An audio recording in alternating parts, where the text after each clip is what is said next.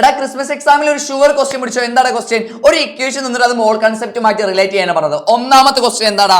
1800 gram ജലബാഷ്പം ഉണ്ടാക്കാൻ എത്ര hydrogen ആവശ്യമാണ്? എടാ ഇത് നമ്മൾ ചെയ്യുമ്പോൾ ഫസ്റ്റ് എന്ത് ചെയ്യുന്നു? ഹൈഡ്രജന്റെ മോളിക്കുലർ മാസ് കണ്ടെത്തുന്നു, ഓക്സിജന്റെ മോളിക്കുലർ മാസ്. സർ സെറ്റ് ആണ്. ഇവിടെ നോക്കുമ്പോൾ 4 ഹൈഡ്രജൻ, 4 ഗ്രാം ഹൈഡ്രജന് 36 ഗ്രാം H2O. അതായത് 4 ഗ്രാമിന് എത്രയടാ?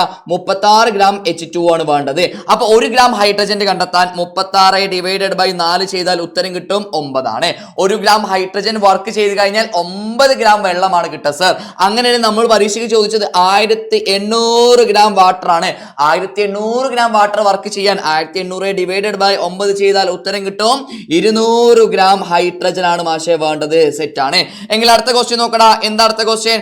1 മോൾ ഹൈഡ്രജനുമായി പ്രതിപ്രവർത്തനത്തിൽ എത്ര മോൾ ഓക്സിജൻ വേണം? ഇവിടെ നോക്കിക്കഴിഞ്ഞാൽ അറിയാം 2 മോൾ ഹൈഡ്രജന് 1 മോൾ ഓക്സിജൻ ആണ് വേണ്ടത്. 2 ഒന്നാണെങ്കിൽ അപ്പൊ ഇവിടെ ഒന്നാകുമ്പോൾ ഇവിടെ എത്ര ആവൂടാ? ഇവിടെ 1ന്റെ പകുതിയാവും. 0.5 മോൾ O2 മതി കേട്ടോ. സെറ്റ് അല്ലേ?